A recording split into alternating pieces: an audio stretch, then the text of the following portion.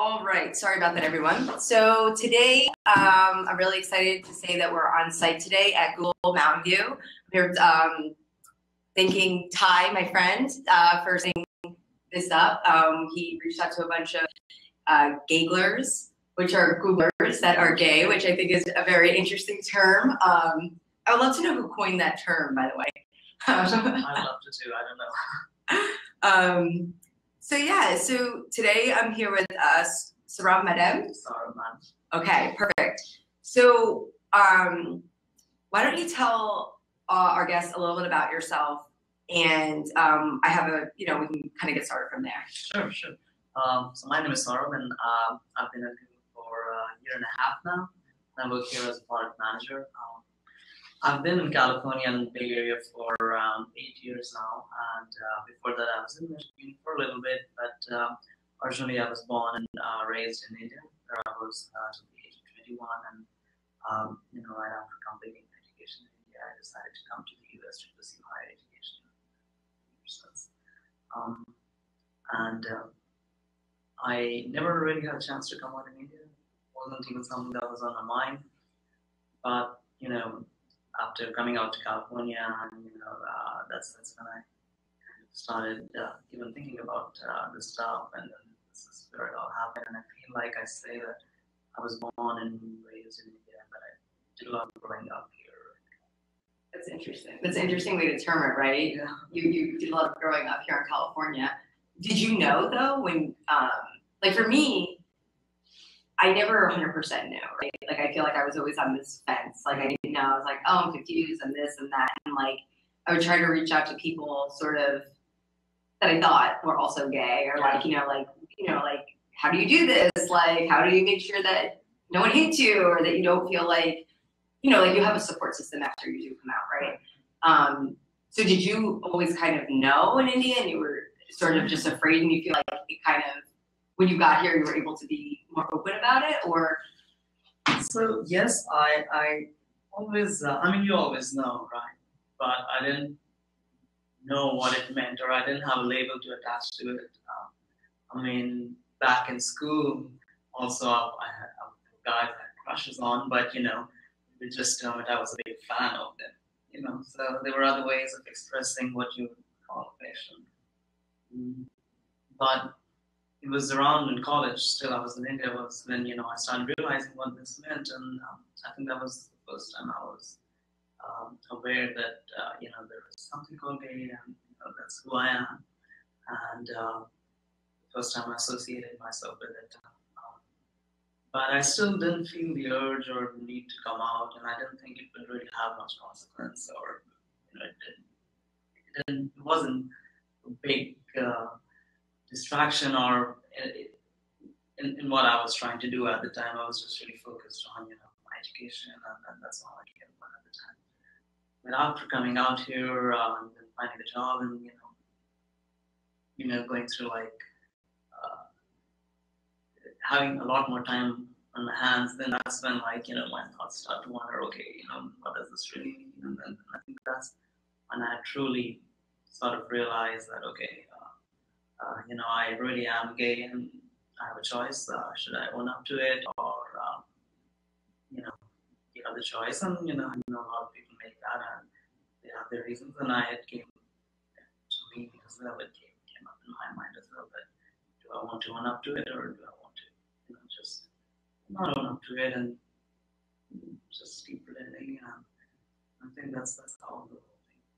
Yeah, and I wonder, growing up in India, right? I'm sure it's looked down upon, right? It's something that you learn that is quote unquote wrong, right? Actually, it wasn't even.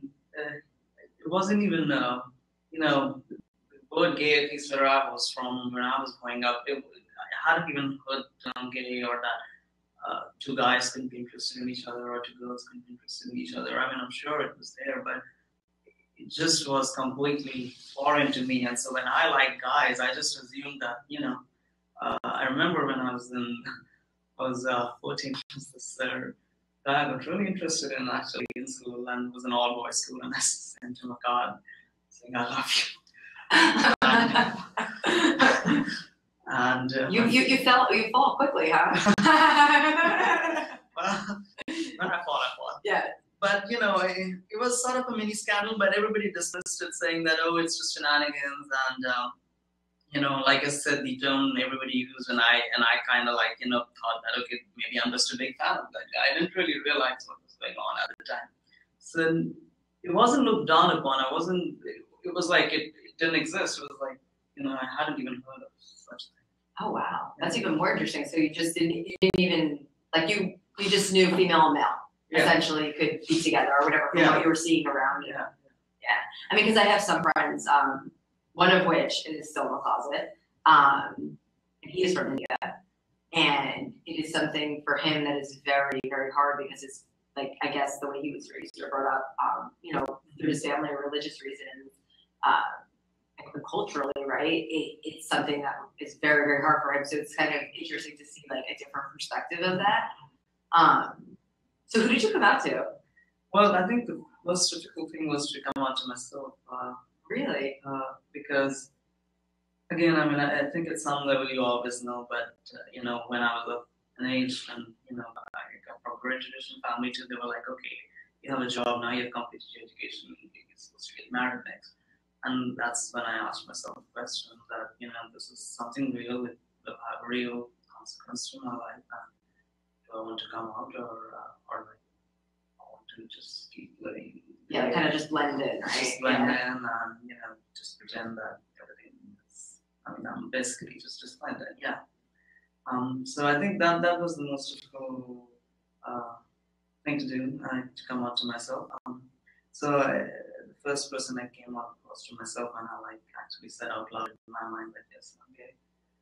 Was it hard for you to say the words? It was a little bit of struggle, yeah, because of everything it would mean. I had no idea. I grew up like always knowing what the next thing to do is. After I complete my school, I'm supposed to go to college. After I do my college, I wanted to apply to US. After US, I know how to get a job. After job, I have to get married. But then all of a sudden, that there Change was no plans. clear, there was no clear path, and I mean, coming out to myself, it was obvious that I'll have to talk to some people about it who probably wouldn't take it very well. So it was very difficult in that sense because I was heading into very uncharted territory. Yeah. So it was,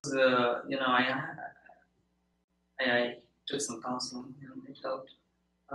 The reason I asked that was for me, even now, it's easier for me to say that I'm gay versus I'm a lesbian. And I don't know why. And I don't know if there's just this stigma around the word. I don't know if it's just something that like internally with me, I just can't accept. I don't know. I'm not really sure what it is quite yet. But it's interesting. Like 2 years ago, I fully like came out to everyone. Work, like the entire world now knows. And I obviously have a podcast, so now everyone knows I'm gay.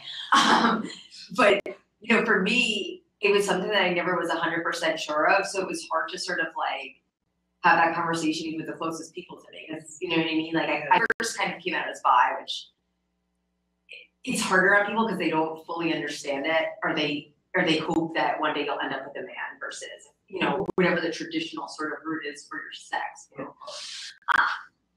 So that's why I asked that, because even till this day, I catch myself. I'm like, well, why do I always say, oh yeah, I'm gay versus I'm a lesbian? Like even now, it like feels weird to say that. And it's like, what for the past probably 7 years, all I've dated has been women. So it's a very interesting thing.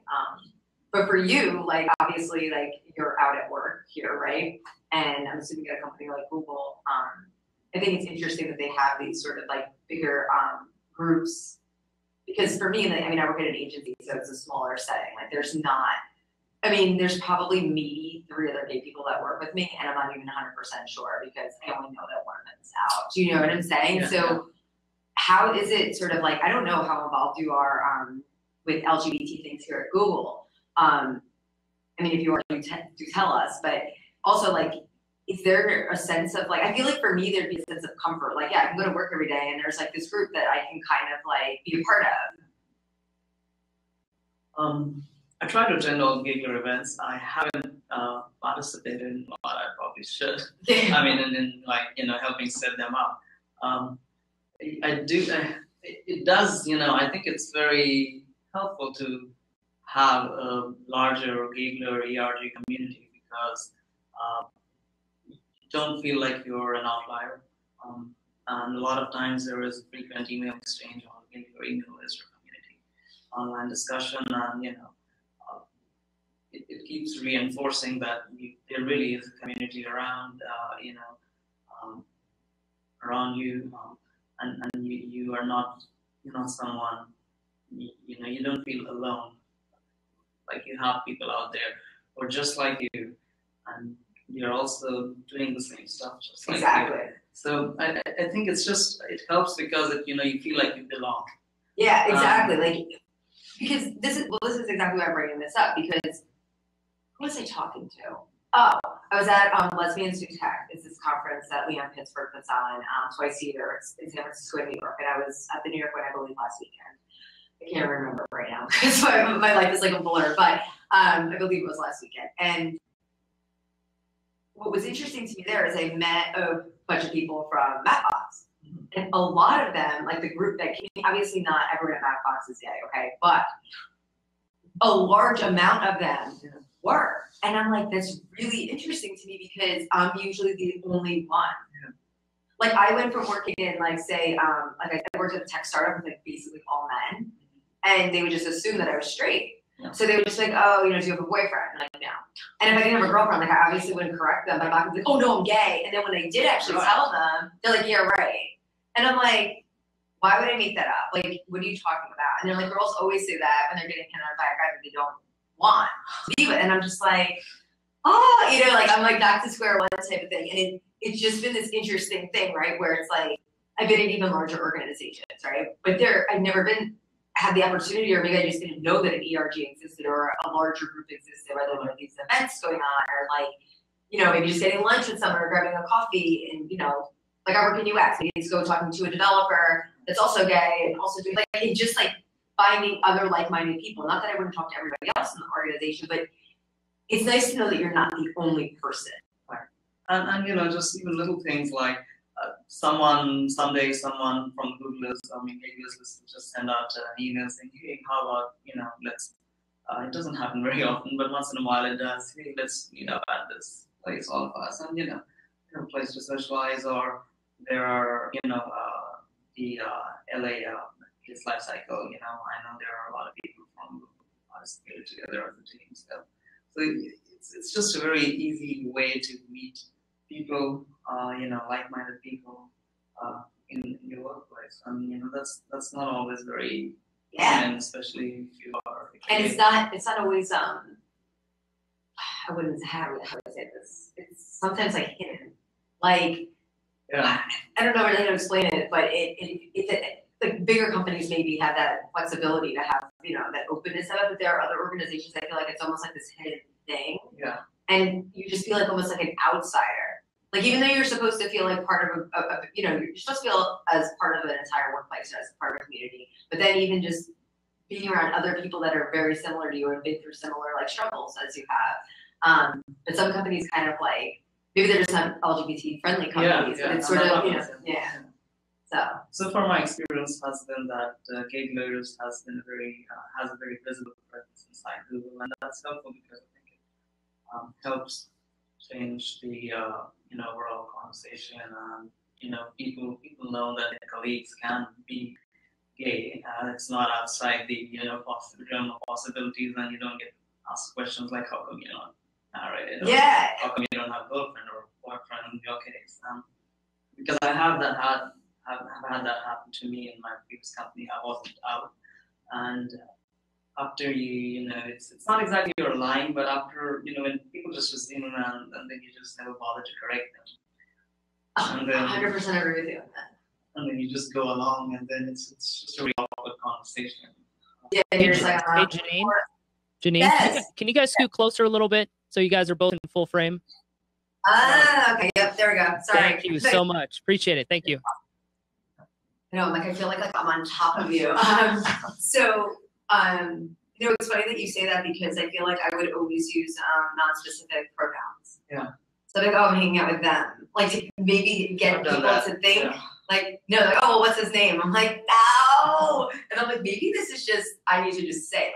You know, like I need to just toughen up and just be like, but it's also weird at work. I feel like I always viewed my professional career as my professional career.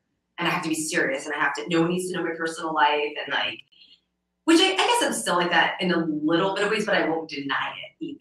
Like I'm not running around with, you know, screaming like, yes, I'm gay, everyone, you must respect me. But in the same way, if someone's like, oh, are you dating someone? And if I'm dating someone, I'm going to say, yes, she's a female, or this is her name. I'm not going to hide it. Or just being able to say, hey, maybe on the weekend, or I was out with my boyfriend. You know, yes, you can still be whoever you are at work without actually having it affect what you do. Yeah, exactly. Do you want to talk, well, actually, before we talk about what you do here at Google, when you first moved, I noticed that you kind of like moved all around, right? And I think that's like an interesting journey. And you settled here in San Francisco. Was that like a really big risk for you? And I guess like from when you finished your schooling to where you are now, do you feel like you've had the support sort of that you needed, like through your community or through people here?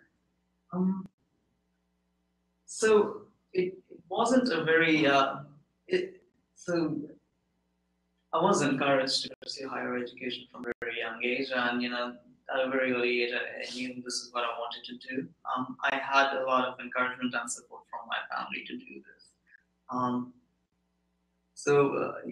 Just going from India to US, it wasn't a very lonely or difficult experience for me. It was again something. It was an uncharted territory. It was something I wanted to do, I didn't feel like I was out there by myself. That wasn't my experience. But again, I was really focused on just trying to get somewhere, and my overall identity wasn't a part of that journey. I wasn't even thinking about it. That's interesting. Yeah. So you were just like focused, school, kind of get my career going. Yeah. What did you study in school? So I studied engineering, electrical engineering, and computer science. Awesome. So then how did you end up here today at Google?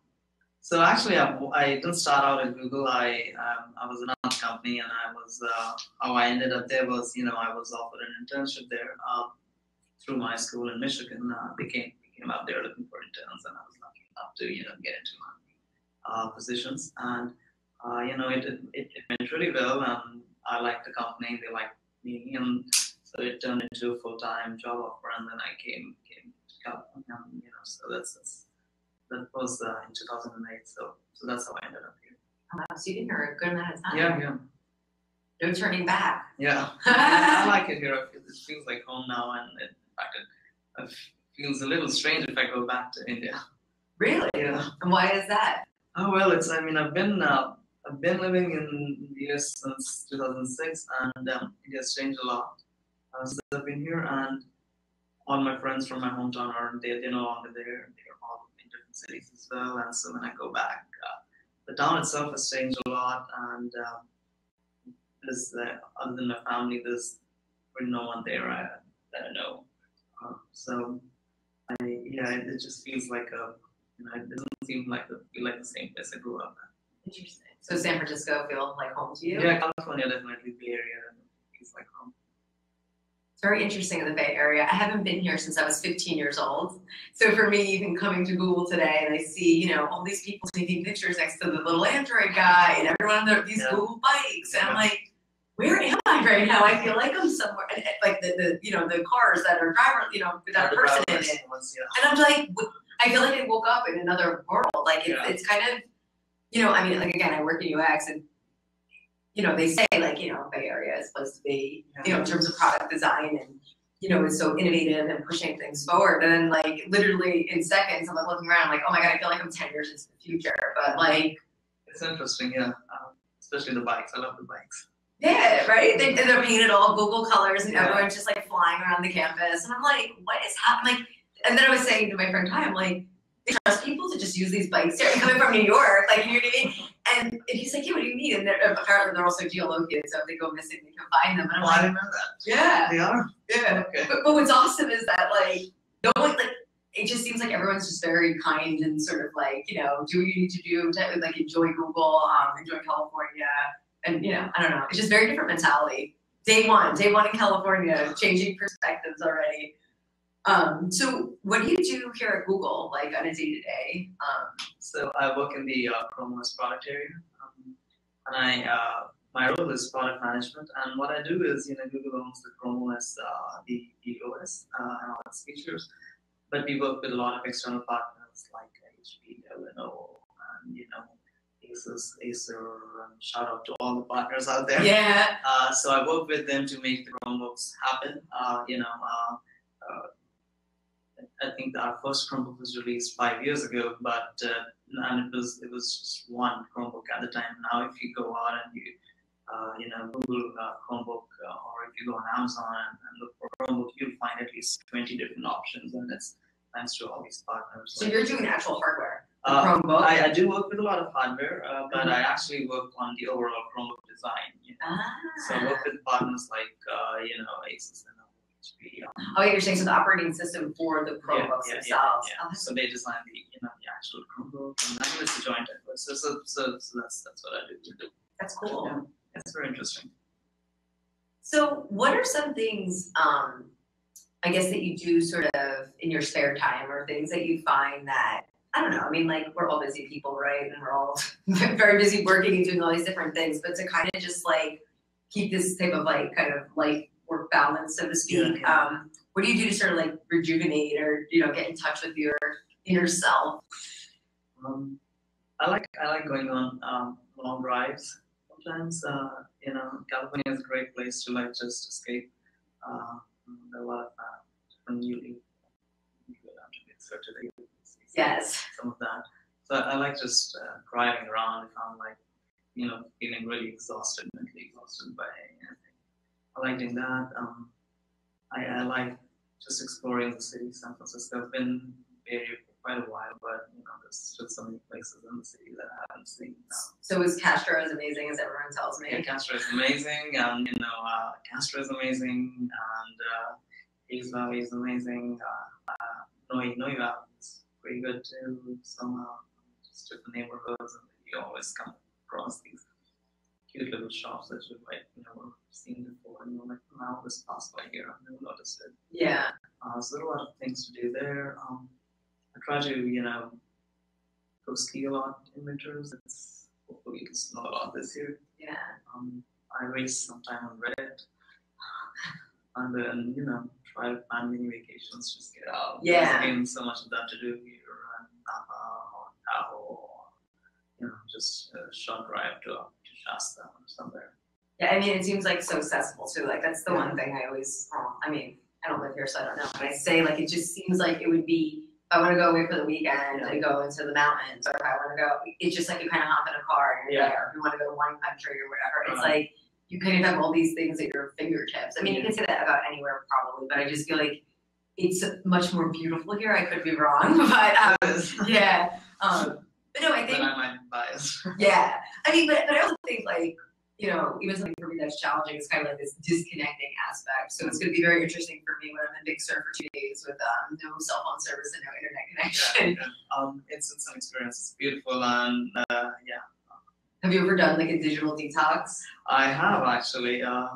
Just last couple of months ago, 4th of July, I decided to just drive all the way up to this place called Bredenbush Hot Springs, but that's up near Portland, actually, and they don't allow any kind of devices at all that have connectivity, and they don't have any connectivity in there. So I was like there for just 2 days. I had no idea who was emailing me, who was trying to text me. It was very nice. So 2 days. Yeah. How was it? You know, I was surprised. I mean, I'm glued to my phone all the time, but I didn't miss it at all, actually. Yeah, it's funny. I feel like sometimes I've done one before for a month. Oh, wow. Yeah, I'm not sure if I did do a month. And it was like a big risk, obviously, because You know, just, I mean, for me, like Twitter, I'll like access that every day just to get like my news or just, you know, like, I don't know, like look, Facebook, right? People no longer text me to go out. It's like they send you a Facebook event, which to me is like useless because they just text me, right? So that was the only thing, like I left, literally like I just cut off all internet, all social media. But I did feel, part of me felt like I was missing out on things, but I also found that I read a lot more. I found that I was like writing a lot more, I cooked a lot more, like kind of all these different things that I never had time to do. Yeah. Now I had time to do them because I wasn't sort of like, yeah, it's amazing how much time just, you know, it eats up without realizing.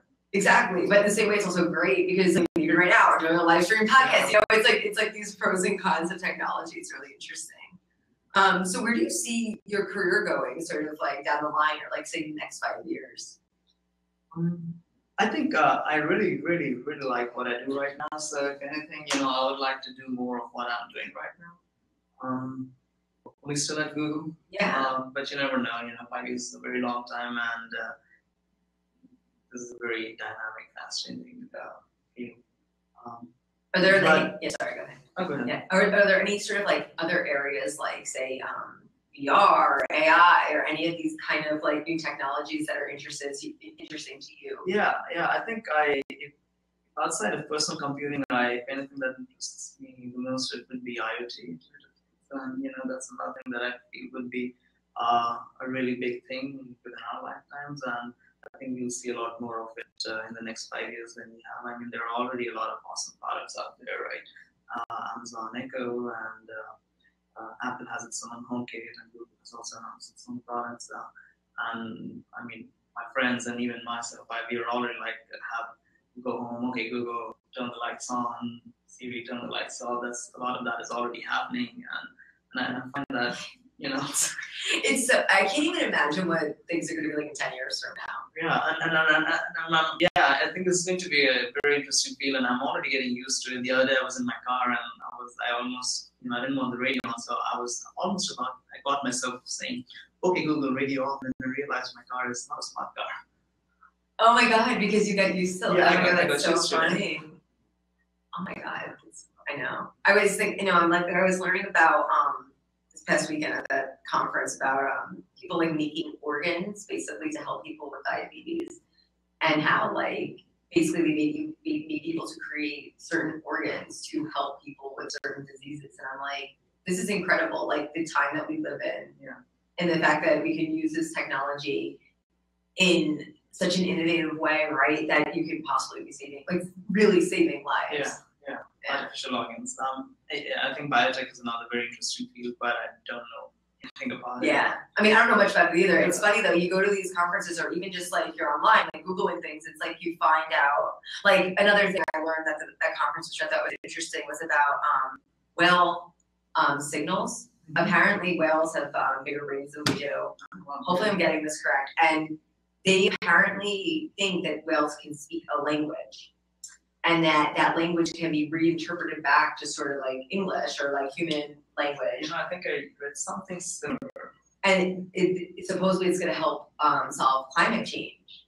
And I'm just like sitting in this room, and I'm like, what? Like, so a whale from the ocean is going to communicate to us, and we're going to like solve all these kind of like greater, you know, issues that we, you know, have today. Just, I don't know, it's really, put it this way, the next 20 years is going to be a very exciting kind of place to see how things kind of grow through technology and just like even as society. Because for me, even it's kind of going off on a little tangent, but for me, you know, I have this conversation on the podcast a lot about LGBT youth and them having a lot more support than, I wouldn't say, or it seems like it's more accepted, right? Yeah. But with that said, there are still those, you know, kids or people or even other people that are older. Like I know people that didn't come until their 40s, 50s, right? And they just didn't feel like they had that support system. And now it does seem like a lot better these days. It seems like a lot more parents are more accepting or understanding, or they're like, oh, I knew you were gay, haha, like, you know. And I'm like, yeah, I didn't get that reaction. So for me, you know, it's a little different. But I think it's great. But I also there could be kids living in, I don't know, anywhere, or like that don't feel that they have that support, or people that feel that they don't have that support. So I'm just wondering, like, do you have any advice for, I don't know, anyone that's kind of just struggling today, and even if it's like a safety thing, that they feel like unsafe coming out, or if they just feel like they don't have like family and support or friends that will understand, like, any advice that you would give to them? Not a tough question at all. I think one thing that's helped me when like I'm feeling most down is just keeping an eye toward the future. You might not get there right away, but if you keep trying, I feel like you will eventually get there. You just have to keep that at the back of your mind. And if you don't feel safe coming out, trust your gut and don't. Especially if you're financially dependent, or you're fearing retaliation, verbal or physical, then don't. Yeah. And just keep doing what you're doing. And one of the great things that I love about being at Google and talking to other gamers here and being in the Bay Area is that what I found is that at the end of the day, after you've come out, and it's a wonderful feeling, but you will still continue to do everything you will do. So you will have your chance to come out, but don't let it affect other areas of your life. Yeah, that could be harmful to you. That could be harmful to you. That don't let it bring you down if you're not able to do it right away. Your safety should be first, and keep carrying on. Yeah. No, I completely agree with that, because I find that it's hard. It's like, yeah, you can give advice. Oh yeah, do it. You'll feel great. It's like it's not that simple, right? And it depends on a lot of parameters. It could be like where you live, like where you live, right? In a state area, for example, there's so much disturbing images coming out, and obviously, like anyone there. Yeah, and it's just like, and that's the thing. It's like, yes, things are getting better, but they can always be improved, right? It's like, this is going to be an ongoing struggle for anyone. I mean, anyone that isn't typically a white male. I mean, and I know I'm a white female saying this, but I mean, it's a struggle. It's like you're always kind of like different, or I mean, and just being, being female alone and then being a gay female. It's like, it's like these different difficulties that not everyone goes through. And not saying that you're not learning or growing from these experiences, but it's just something that you have to consider. Or it's like, do I say this? And especially about like coming out in the workplace. And I don't know if you find this as well, but you don't come out once. Yeah. You come out over and over and over again. It's not like you come out once and then it's over. It's like, I mean, not that you always have to, but the point is, it's like you're meeting someone for the first time. People just assume. Yeah, exactly. Or it's like, well, you could pass. I'm like, okay, well, what the hell does that even mean? Yeah, that's another thing I've come across that. What is that? Yeah, like you have to dress a certain way, or you have to like be flamboyant, or you have to like manner or gesture a certain way. And I'm like, it's funny to me. I have this conversation a lot with coworkers, or a lot of my straight friends, and it's like this hard divide for me, because they're like, I don't understand why people want to call attention to themselves, or like be in these separate groups, and I'm like, no, you're getting this all wrong. It's not that we want attention, or like, why is Pride such a big deal? And I'm like, Pride is a big deal because that's the one day that people can go out and be themselves, where everybody else in the world can walk around and be themselves every day, and no one's judging them or asking them if they're gay. Like, I don't walk around and ask people if they're straight. Right. Do you know what I mean? Like, or I'm not looking at them like, oh, yeah, exactly. Yeah, no, or you, right? So it's like trying to counteract the sense of shame that people are made to feel for being just who they are. Yeah, exactly. And it's such a hard, and I agree in some ways. Like, this is a conversation that I have often, actually. It's like, sometimes I think it is good to have a group, like you have a community. And it's funny, we recently did a live podcast that we had a panel, and we talked a little bit about this, where it's great that you can have a community, right? And that I belong to this group. But there's even hate within the LGBT community. Certain people don't like trans people. A lot of like lesbians or people don't like bi people because they're on the fence and they haven't decided. It's like, I just feel like if we do have a community, let's be strong together, because everybody else, not that they're against us, but they don't even understand it. Right. So think about like the world in general not understanding it, us having our own community and fighting within it, sort of battling it. It's like that's that, yeah. Everyone comes in all shapes and sizes and different. Like just because like certain guys are like bears or like whatever, like, all these labels. It's like we're all going through the same thing, just differently because we're all different people. That's true. And I think it's not always possible to even understand what someone else, who someone else is, and I think it's okay as long as you just respect that. Like, and just be mindful and like. I totally and I get it if you don't understand what being gay is about, or if you don't exactly understand why someone feels like they are a woman if they're in a man's body, and you can make an honest attempt if you still don't understand at the end. You can at least respect. Yeah, or try to understand it. I feel like a lot of people will just be very ignorant about it. Like, well, I just don't get it, and that's great and everything. You don't get it.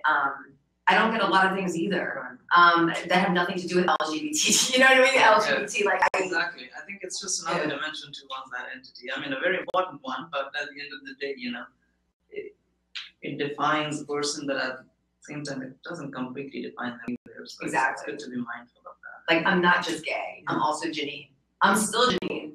Whether I'm dating a girl, a guy, whoever, a dinosaur. Like, I mean, obviously, I'm not dating a dinosaur.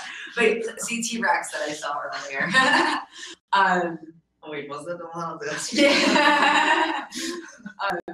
Yeah, I don't know. It's just this interesting thing. And I just hope that, I don't know. I have hope for the world. So to sort of come closer together and just be a little bit more accepting and sort of be, I don't know, because I almost feel like now trans people have similar issues that gay people had like many years ago. Yeah. And it's like, how do we like stop this sort of, I mean, there's so many things, and everyone's like, oh, why do you all need so many labels? And why? And I'm like, you know what? Honestly, I don't know why, because I even find it confusing. I don't really understand it. But I'm like, if that's how someone identifies, that's how they identify. And if that's what makes them feel good and makes them feel a part of something, it doesn't matter. You know them as the person that they are, and not, oh, this is so-and-so in their gender queer. It's just, that's Janine, or that's Mary, or that's George. You know what I mean? It's not, and that's the thing, like part of the reason why I do this podcast, and it's just like spreading that word, or just I would even love to hear from people that are almost on the opposite side of the spectrum, and like, why do you think like that? And like, how can we be better at educating you? Or like, I don't know. It's just something that I think about a lot. But I guess with that said, like, how do you like say like with this whole next 5 years thing, or even to come, like, what do you like think about the LGBT community and like where it's going, all this stuff, and like, do you have hope for it? Because I do. I mean, it's bigger to me than just LGBT. It's more just a thing of just humans being kinder to each other and more accepting and more understanding. And I think we can all do something powerful together. And it doesn't have to be segregated. It doesn't have to be like all white people or all Asian people or all lesbians and all like, yes, we have those groups for our security and so we can relate to people, but we can also all come together and do something great. I think I'm in the same boat as you. I have a lot of hope for LGBT community in the US, but I also hope we'll see a lot more openness from communities toward LGBT people around the world. I have a lot of hope for LGBT people in India. I came out of India a long time ago, and I never had the chance to come out in India. Even when I came out to my parents, I did it here in San Francisco. And I have a lot of respect for people who do that, out there, because it's a lot more traditional, and the environment it's not as friendly, definitely, as San Francisco. I have a lot of hope for people who are fighting the good fight there and everywhere else. Yeah. And then I feel like internet and tools like podcasts and everything is definitely helping the process. I mean, it's bringing out the sheer stupidity of just unnecessarily going into things that don't matter about people, right? Yeah. Like you said, oh, I don't get it. Well, it's fine if you don't get it. It's not an excuse to make someone feel miserable about themselves. Exactly. And it's like, even if you don't get it, it's like trying to understand it. Or then don't worry about it. Don't worry about it. Exactly. Golden rule. Right? Yeah. Just leave them be. Yeah. Like I remember when I first came out, many people would say to me, like, I just don't get it. Like, how do you have sex with another woman? I'm like, that's the first thing to jump to. I'm like, out of everything you could possibly say to me, that's the first thing you think sex of. is the first thing everybody thinks about. Yeah, clearly. Tells a lot about our society.